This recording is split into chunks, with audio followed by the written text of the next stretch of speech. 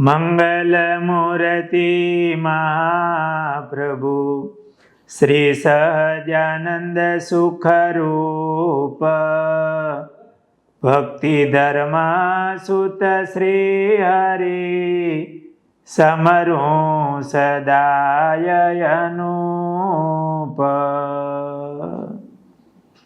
બોલો સ્વામિનારાયણ ભગવાનની જય.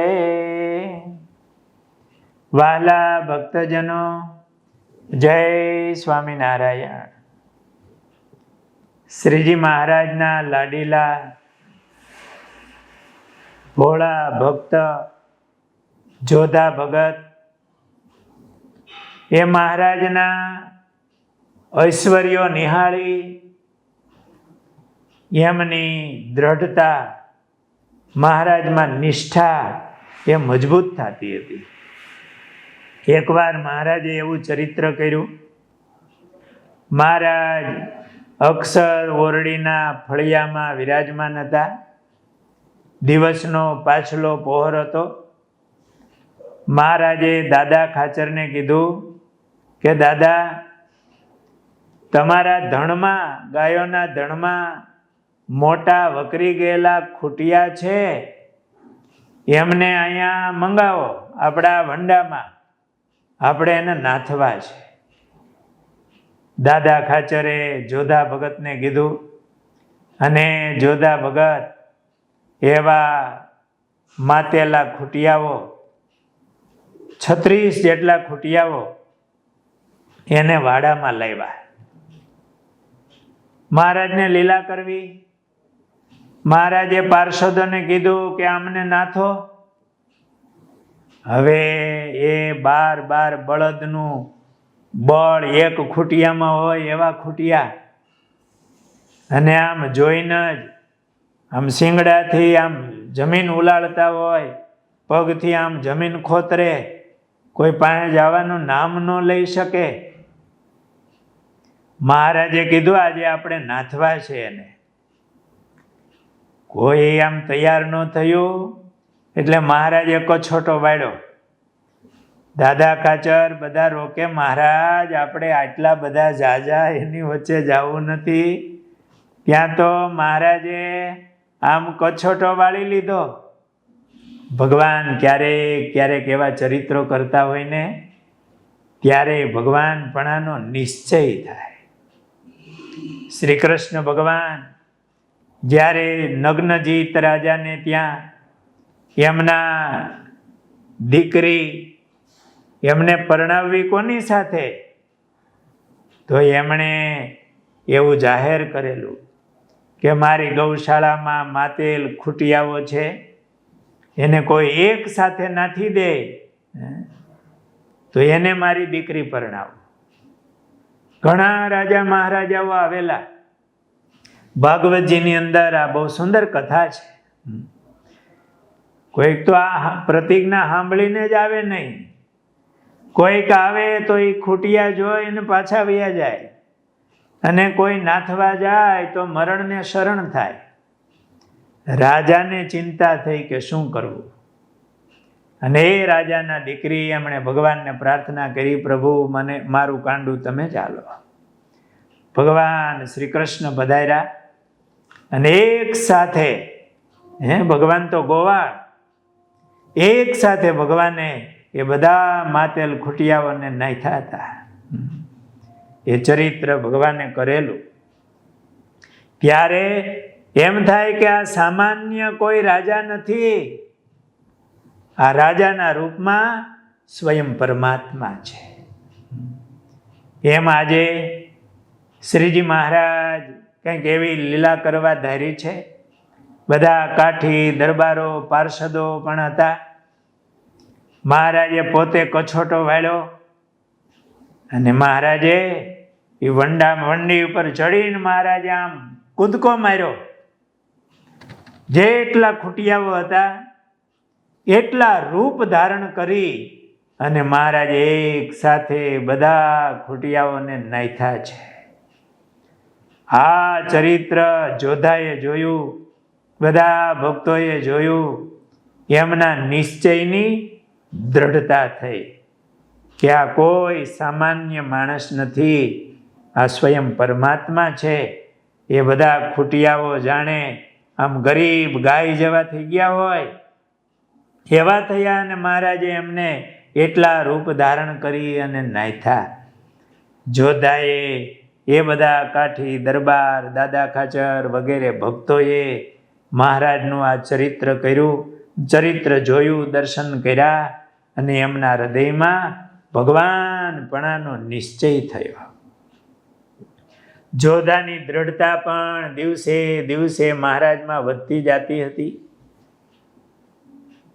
શ્રીજી મહારાજ સ્વધામ પધાર્યા પછી આ જોધો એ મહારાજના વિરહમાં ઝૂરતો.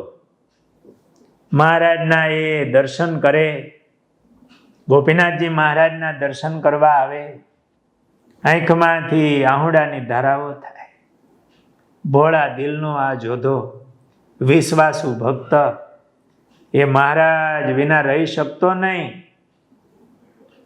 પણ ગોપીનાથજી મહારાજના દર્શને આવે ત્યારે ગોપીનાથજી મહારાજના સ્વરૂપમાંથી મહારાજ પ્રગટ થઈ અને જોધાને દર્શન આપે, આશ્વાસન આપે કે હું રાજી છું. આવી રીતે જોધાને ધીરજ મળતી, મહારાજમાં અપાર એમને હેત હતું. એમણે કાળના પાસે મહારાજે કીધેલું હજી 30 વર્ષ તને રાખવો છે. એ 30 વર્ષની અવધિના દિવસો પૂરા થયા. સંવત 1915ના માગસર સુધી પૂનમનો પવિત્ર દિવસ. અજોધા ભક્તએ સવારમાં મહારાજના પૂજા પાઠ કર્યા, ગોપીનાથજી મહારાજના દર્શન કર્યા. ત્યારે મહારાજે એમને કીધું કે આજે સાંજે 4 વાગે અમે તમને તેડવા આવશું.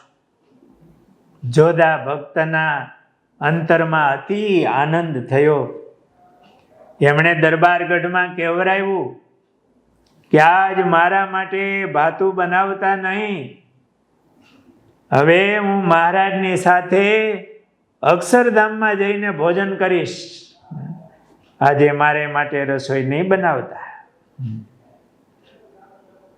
આજે પવિત્ર દિવસે સાંજે 4 વાગે મહારાજ મને તેડવા આવશે, અને બરોબર 4 વાગ્યાનો સમય થયો, અને મહારાજ અનંત મુક્તોની સાથે વિમાન લઈ પોતાના વહાલા ભક્તને, જેમણે બહુ ભાવથી આ દાદા ખાચરની ગાયો ભેંસો કહેતા, મહારાજની ગાયો ભેંસો, એમણે સેવા કરેલી, મહારાજને બહુ રાજી કરેલા.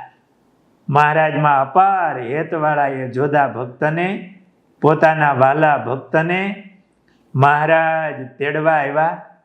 સૌને એ દર્શન થયું, અને જોધો જય સ્વામિનારાયણ કરી અને મહારાજના ધામમાં પધાર્યો.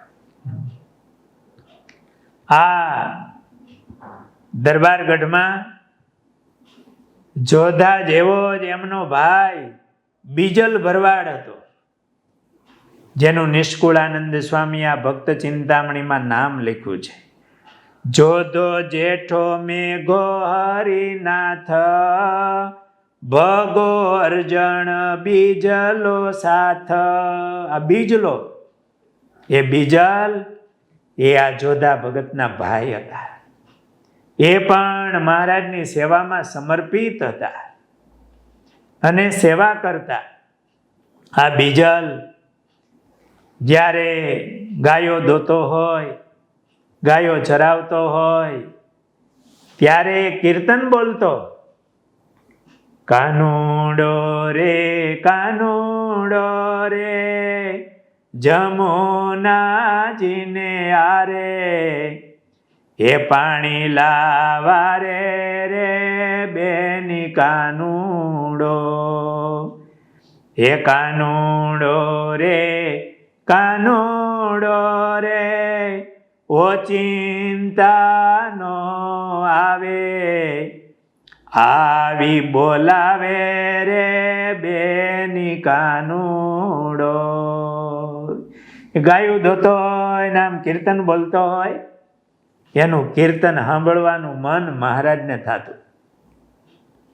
એટલે મહારાજ જ્યાં ગાયું ધોતો હોય ત્યાં આવે અને એમની પાસે જય મહારાજ ઊભા રહે અને મહારાજ પાછું એને પૂછતા, તું કાનુડો રે એમ કે છે, એ કાનુડો કોણ?